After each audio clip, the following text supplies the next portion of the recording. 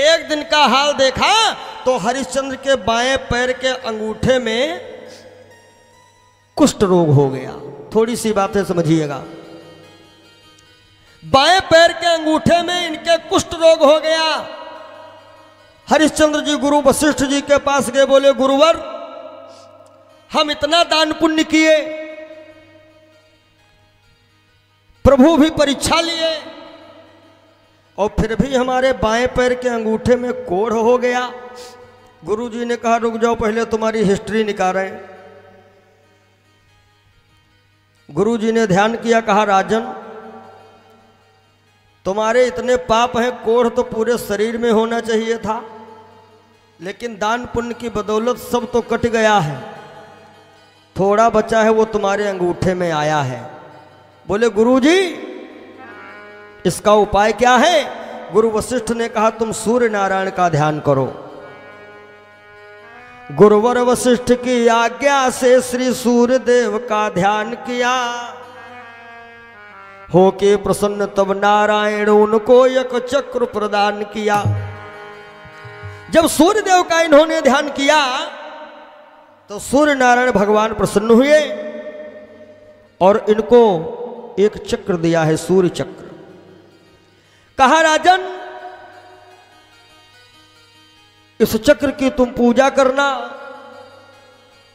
और जहां पे ये चक्र गिर जाए वहीं पे अस्त्रधारा निकलेगी, उससे तुम अपने अंगूठे को धो लेना।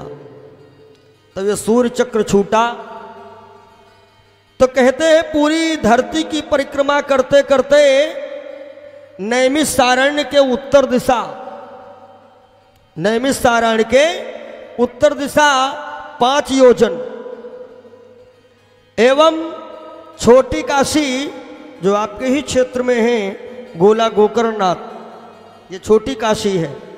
छोटी काशी के पूरब 4 योजन वहां पे ये चक्र गिरा है, यानी नैमिषारण्य के उत्तर और छोटी काशी के पूरब ये चक्र कहाँ गिरा था?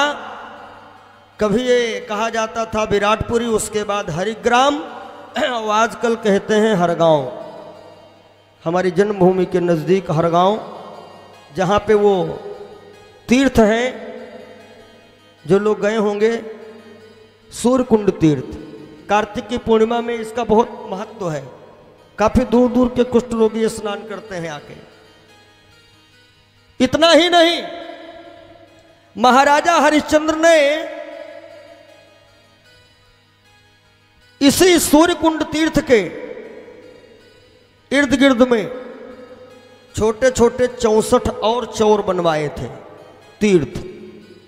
एक तीर्थ का नाम था काशी तीर्थ, एक तीर्थ का नाम था पुष्कर तीर्थ, और इस तीर्थ के उत्तर दिशा में बाण गंगा आज भी है।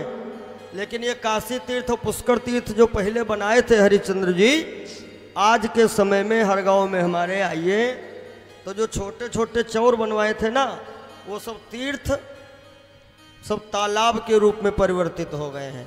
अब तालाबनों में लोग घर बनावे लगे हैं, नहीं तो वो तालाब, एक तालाब आज भी ये कहते हैं कसैया ताल है, जो कभी काशी तीर्थ हुआ करता था उसको कहते कसैया ताल, और जो कभी पुष्कर तीर्थ के नाम से तीर्थ बना था उसको लोग कहते पोहकर ताल।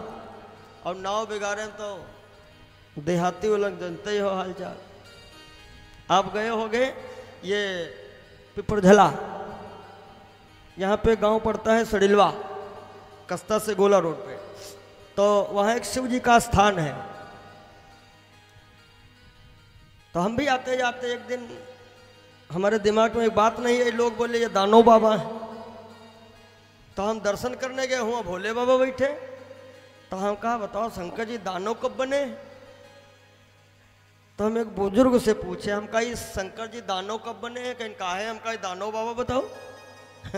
कहला पंडित जी अब इनका दानो बाबा सब कहा थे, नहीं तो यहाँ का शुद्ध नाम है शिवदानी बाबा, नाम था शिवदानी बाबा, और शिवदानी के बाद लोग कहे लगे दानी बाबा, तो धीरे धीरे दानो बाबा हुई गए।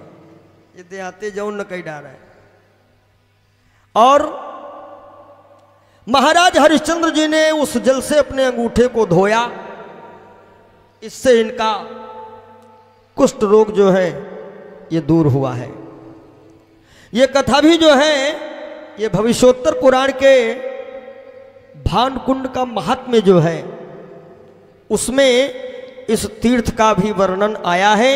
और ये जो कथा हमने सुनाया है ये भानकुंड महात्म्य में की ये दिव्य कथा है। थोड़े दिन तक महाराज हरिश्चंद्र राज किए, कुष्ठ रोग तो दूर ही हो गया। उसके बाद अपने बेटे रोहित को राज सौंप करके फिर चलते हैं सुरपुर।